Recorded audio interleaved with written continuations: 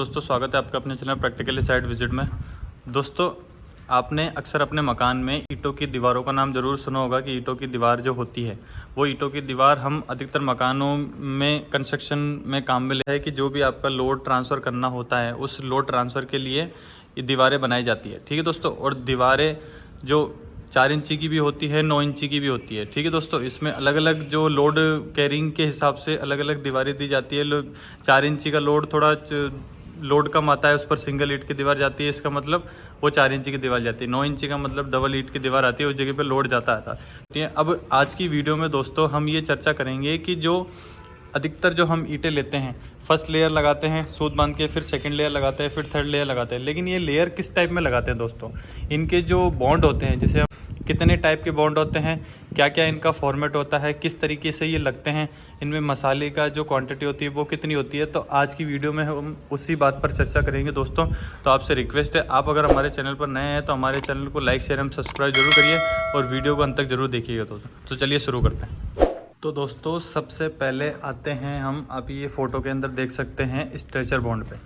अब stretcher bond के अंदर क्या होता है कि जो भी 9 इंची की वॉल होती है या 4 इंची की वॉल होती है, जो भी वॉल होती है उसमें जो ये आप देख सकते हो ईंटों से ईंटें, मतलब ये जो फेस आता है आपका ये हमेशा 9 इंची, फिर आपके बाद में फिर वापस 9 इंची। इसका मतलब ईंटों से ईंटें जो चिपकती हुई रहती है, जो 9 इंची का फेस आता है, इसके अंदर कोई 4 इंची का टुकड़ा बीच में नहीं आता, सिर्फ 9 इंची से 9 इंची जुड़ती हुई जाती है। पूरी दीवार जो होती है आपकी वो 9 इंची से 9 इंची जुड़ती हुई जाती है। तो इस तरह के जो बॉन्ड होता है दोस्तों, इस तरह के बॉन्ड को स्ट्रेचर बॉन्ड कहा जाता है। ठीक है दोस्तों, अब इस स्ट्रेचर बॉन्ड के अंदर जो अपर हिस्सा होता है वो सबसे ऊपर होता है, जो भी टॉपिक या जो भी लिखा हुआ रहता है, इस छेद का मतलब ये होता है कि इसमें मसाला आता है, उसके बाद में फिर वापस इसके ऊपर ईंट आती है, तो इससे ये बॉन्डिंग अच्छी कर लेता है। इसलिए इस तरह के जो होल होते हैं, ये इस तरह के होल इन तरह की ईंटों में दिए जाते हैं। ठीक है दोस्तों, दूसरी चीज़ स्ट्रेचर बॉन्ड में कि जो इनके मसाले की जो क्वांटिटी होती है, जो ईंट से ईंट के बीच में जो गैप होता है उसमें आधे इंची मसाला आता है, मतलब 10 से 12 mm का मसाला आना चाहिए। ठीक है दोस्तों, ये तो होता है इस तरफ।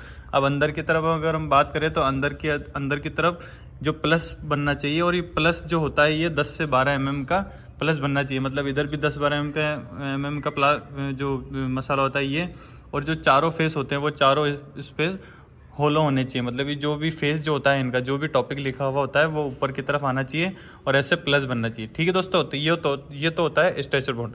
अब चलते हैं हम दूसरे बॉन्ड की तरफ। दोस्तों दूसरे बॉन्ड की अगर हम बात करें तो दूसरा बॉन्ड कहलाता है हमारा फ्लेमिश बॉन्ड। अब फ्लेमिश बॉन्ड के अंदर ये आप फोटो के अंदर देख सकते हैं, सब जो अगर आप फेस की अगर बात करते हैं तो फेस में सबसे पहले 9 इंची का फेस आता है, फिर 4 इंची का आता है, फिर 9 का आता है, फिर 4 का आता है, फिर 9 का आता है। इस तरह का जो बॉन्ड होता है दोस्तों, इसे फ्लेमिश बॉन्ड कहा जाता है। फ्लेमिश बॉन्ड के अंदर जो आपको फ्लेमिश बॉन्ड में हमेशा जो ईंटों का फेस होता है वो ऊपर से वो हमेशा ओपन ही होता है। जिस तरीके से स्ट्रेचर बॉन्ड में होता है उसी तरीके से फ्लेमिश बॉन्ड में भी जो मुंह होता है वो ऊपर की तरफ होता है। बट इसमें इस चीज़ का ध्यान रखिएगा दोस्तों, जैसे स्ट्रेचर बॉन्ड में जो प्लस बनता है इसमें प्लस नहीं बनता है, फ्लेमिश बॉन्ड में प्लस नहीं बनता है, फ्लेमिश बॉन्ड में हमेशा टी बनता है।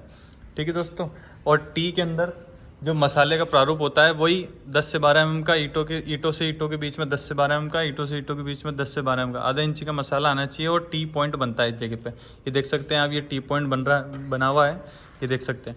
और आई शेप के अंदर भी ये कहलाया जाता है, जैसे कि एक 4 इंची का फेस इस तरफ होता है, 4 इंची का फेस इस तरफ होता है। ठीक है दोस्तों, तो ये जो लाइन को अगर आप मिलाते हो, इस लाइन को अगर मिलाते हो, ये आई शेप में इसका मसाला बनता है।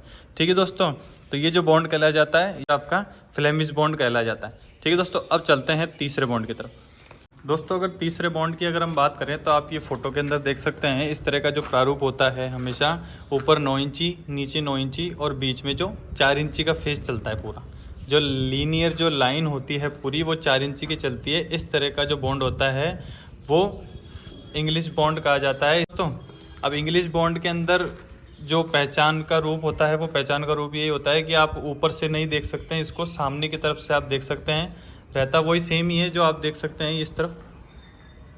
इस तरह के जो पूरी ईंटें होती है दोस्तों, ये ईंटें पूरी ऊपर से ओपन होती है और ये 4 इंची का फेस दिखाती हुई चलती है। ठीक है दोस्तों, इसके अंदर कोई शेप नहीं होती, इसमें सिर्फ एक लाइन बनाई जाती है। इंग्लिश बॉन्ड के अंदर सिर्फ एक लाइन होती है और कुछ लाइन नहीं होती है।